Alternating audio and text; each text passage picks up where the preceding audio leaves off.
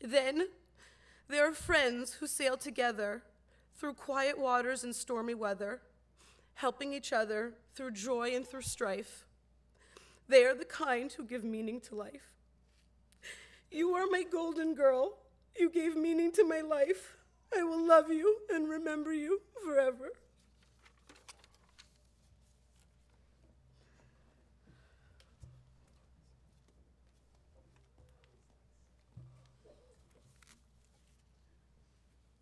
I'd like to call Rabbi David Horowitz to say a few words of hesped of eulogy for Lisa.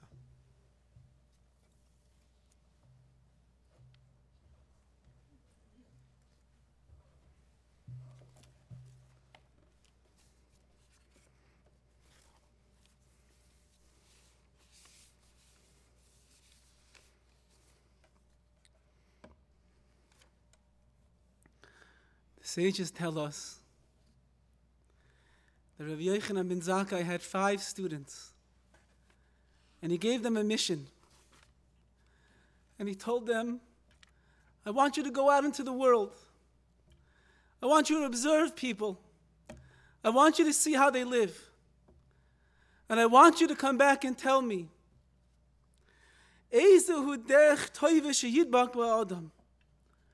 what is the good way that a person should cling to in this world? And his students went, and one came back and said, Ayin toiva, a good eye. You should judge people favorably. When you see life is not going your way, you believe that there's a reason behind it. You look for the good in other people. Ayin toiva, a good eye. Another one came back and said, Chaver toiv, be a good friend. Care about your friends. Love your friends.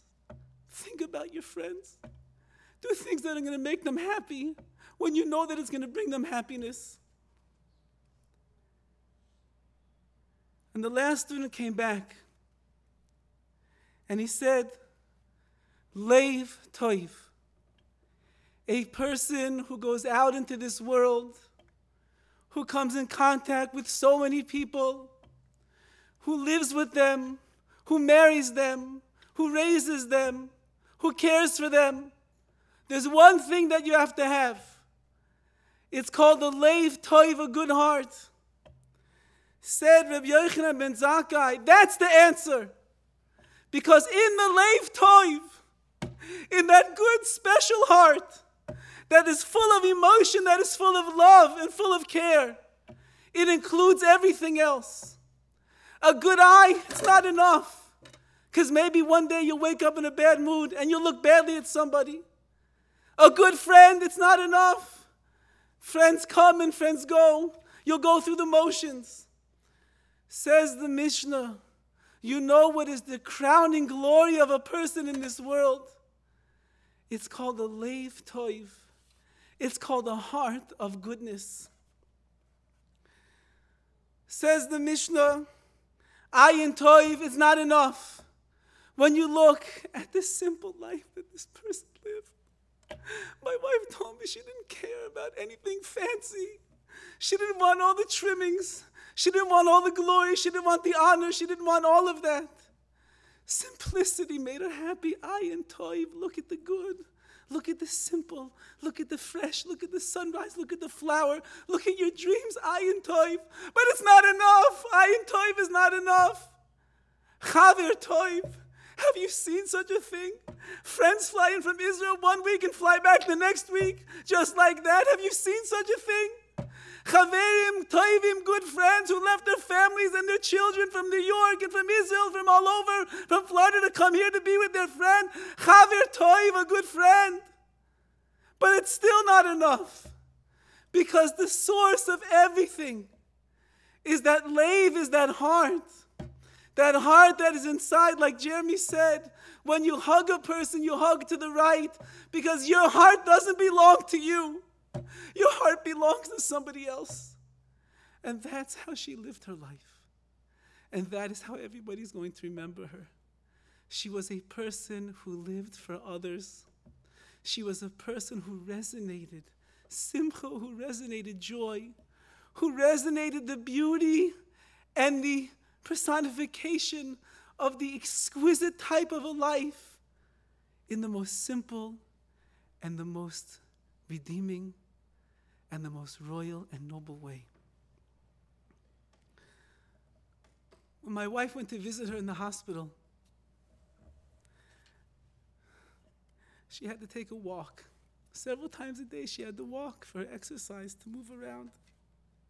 They're walking down the hallway. She was very sick at the time. It wasn't easy to walk, it wasn't easy to breathe, it wasn't easy to talk. And they're walking down the hallway, and a nurse is coming towards them. And Lisa stops. She says, "Thank you. I just wanted to say thank you for what you did for me yesterday. You took care of me, thank you." And they walk a little further, and the doctor's coming down the hall. She says, "Doctor, thank you. Thank you for what you're doing for me." And another nurse, everyone. My wife said she stopped and she thanked everybody. A woman who's sick, a woman who can barely breathe, who can barely walk. Because that leif toiv, that heart of goodness, that loves justice, that loves kindness, that loves her husband, that loves her son, that leif toiv, that is who she was. My wife told me she came to the hospital room. She brought a pair of slippers. A little pair of slippers. What does slippers mean when you're lying in the hospital bed and you don't know how long you're going to live?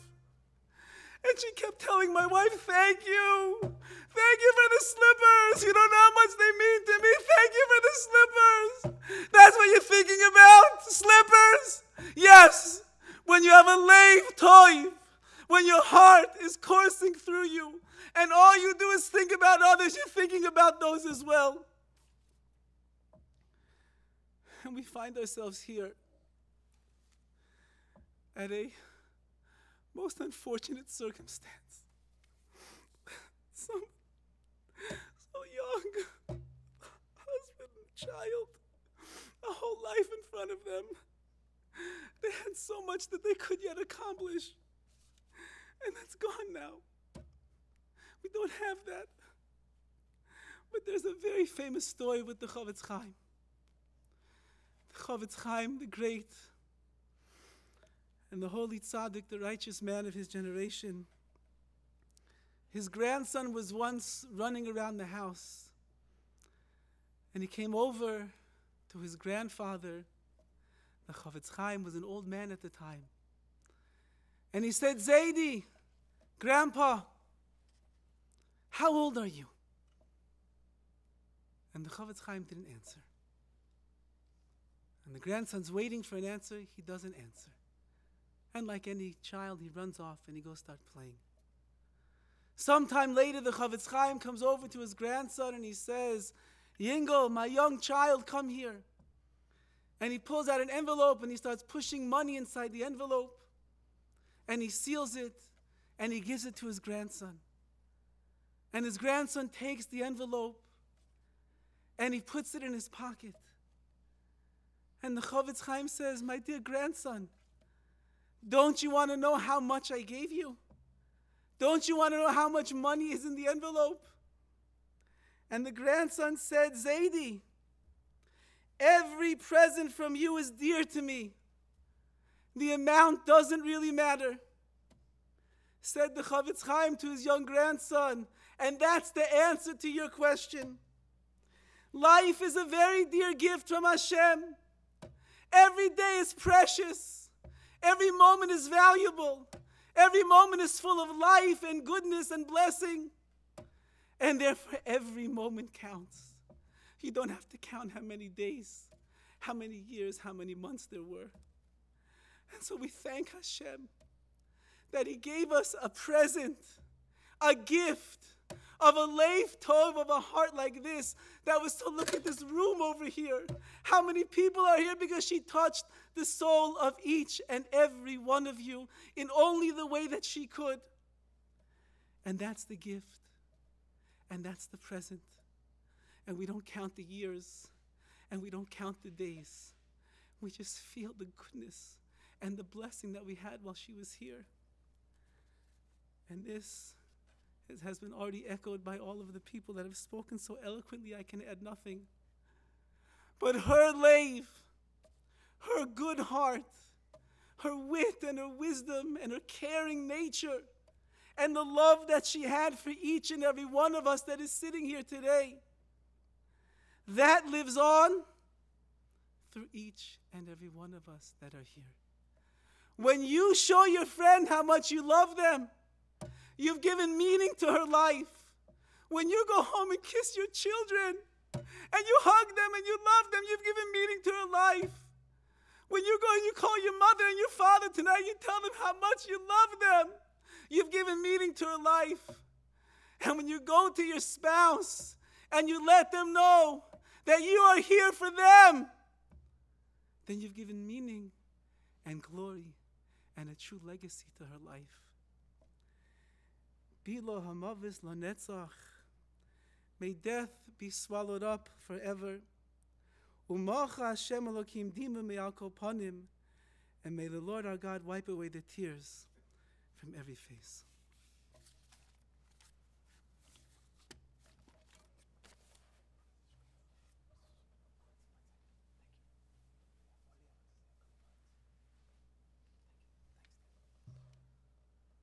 I'd like to ask Olia, Lisa's dear friend, to come say a few words.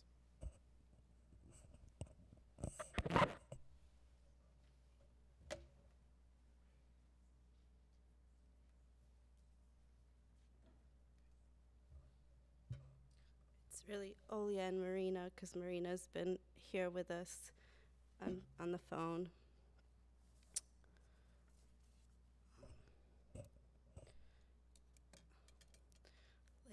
Like Jeremy, I also need Lisa today more than ever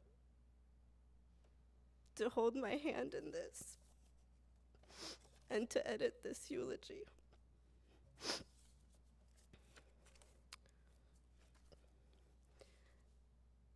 When I heard the news, Susan and Jeremy said that I don't have to come to your funeral.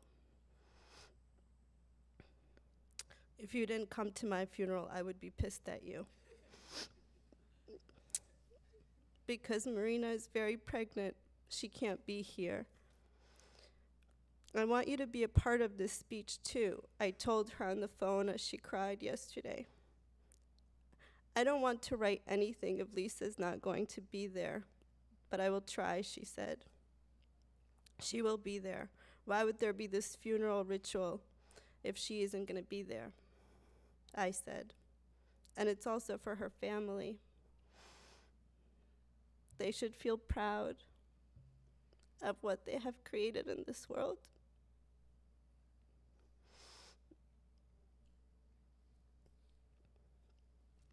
In the last month, Lisa wanted to change her name to Lucy because Kabbalistically, if you change your energetic grid, if you change your name, you change your energetic grid. And so we've been calling her Lucy. So Lucy, if you're not here today, Marina and I will be really pissed. My sister wrote to me after she found out the news. You, Lisa, and Marina shared a special, lasting bond. And what a beautiful story for everyone who came in touch with you.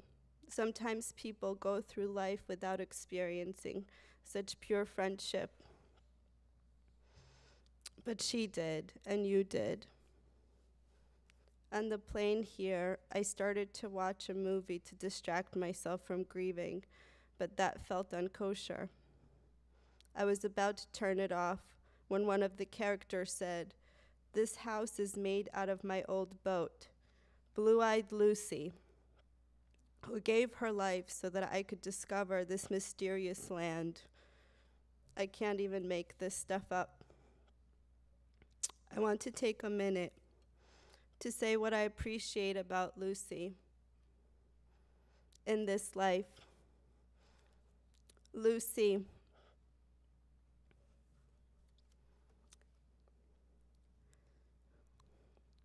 you were funny, and I know you want me to put that first.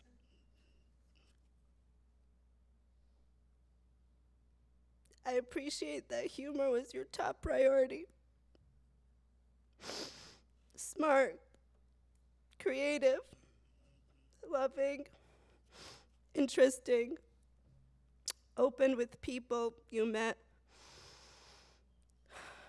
generous, especially when it came to your awesome hand-me-down outfits. I loved living with you and even sharing a room with you. That year, we fell asleep telling stories and laughing almost every night. You wrote me the best toasts and emails, ones I can read over and over. They were full of wisdom. You were a great cook, and you taught me how to be a great cook too. You listened to my stories, and they became better because of your audience. We joined each other in adventures that others would not have attempted, and together we had successful results. When I went to a therapist, you also went to the same therapist, and we helped each other change and grow. And then Marina joined us in that adventure. We had full trust. I read the books you told me to read and watched the stuff you told me to watch, and you did the same. They were all good except for two. You were so loving with Jakey. I loved watching you interact, especially Farmer Jed. When Farmer Jed called, things got done. She would pretend that Farmer Jed was calling to tell Jakey to brush his teeth.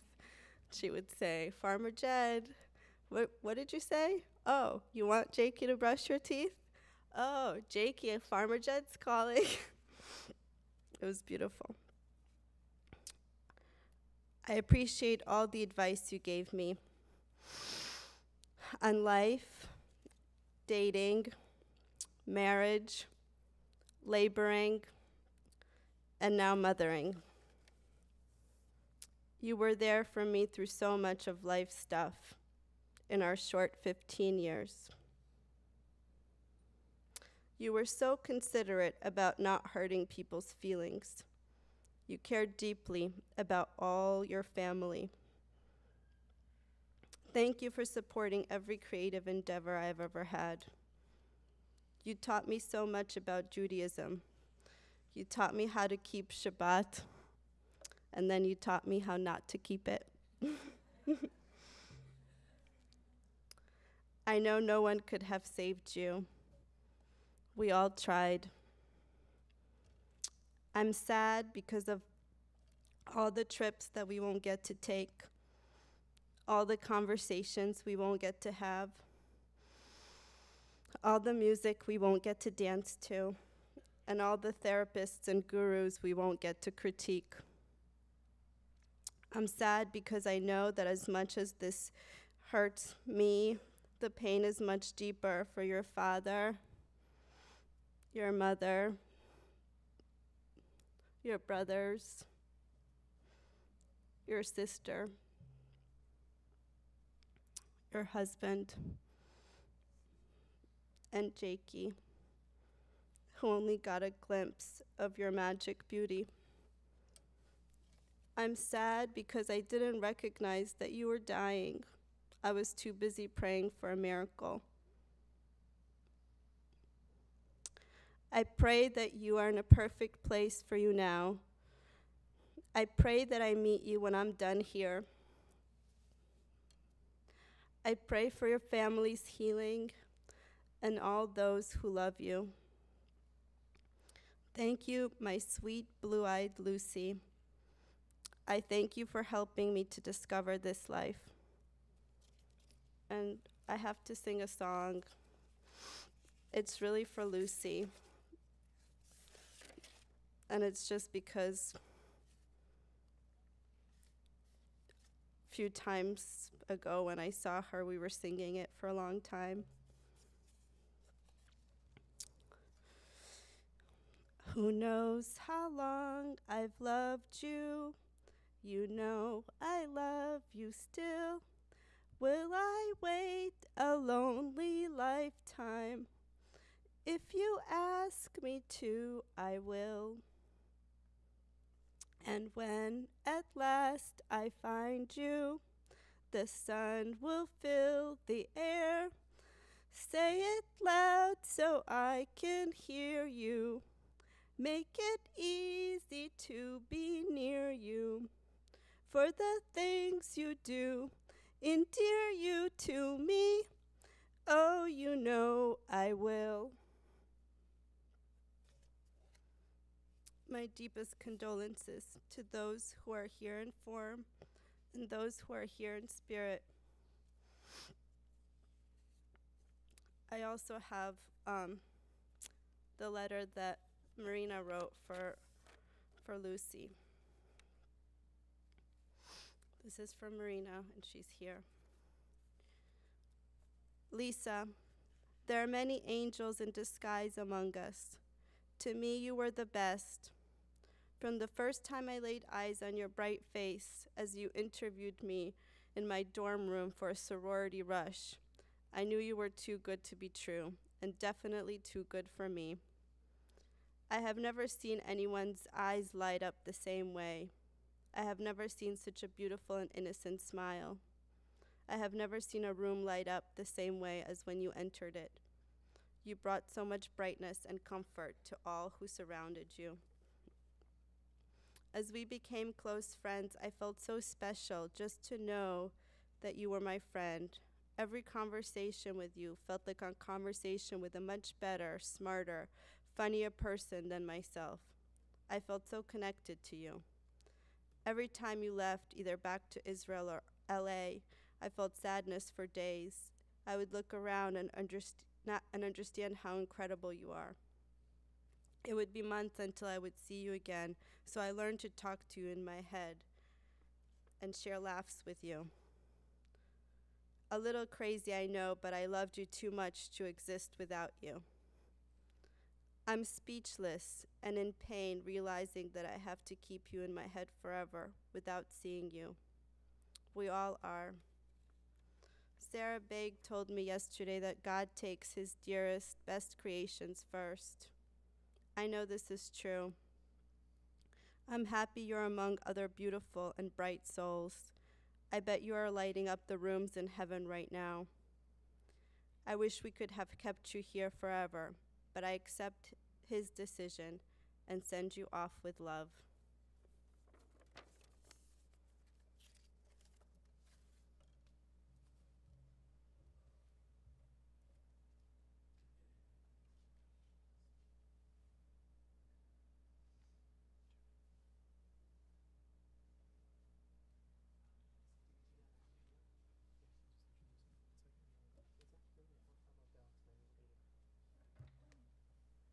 Hi. When you think of Lisa's funeral, you probably don't think of Skid Row. But there's a 4-minute video that has about a 50% chance of working now, and if it works, I want you guys to see it. It was filmed by our iPad in early March. Lisa was like 2 weeks into her cancer treatment. It was right before we came to LA. It was filmed in Israel.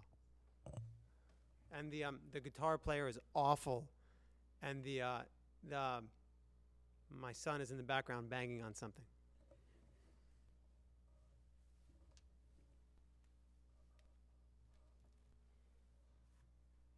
Everyone recording?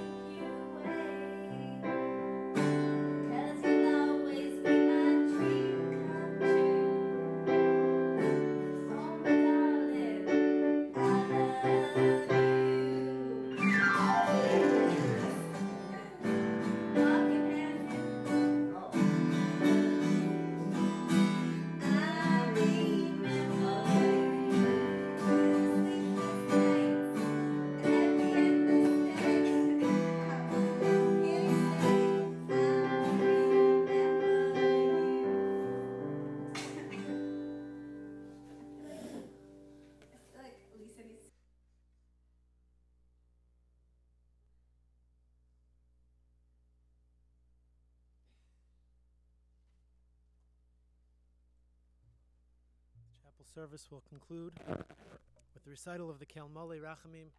If I could ask you to please rise.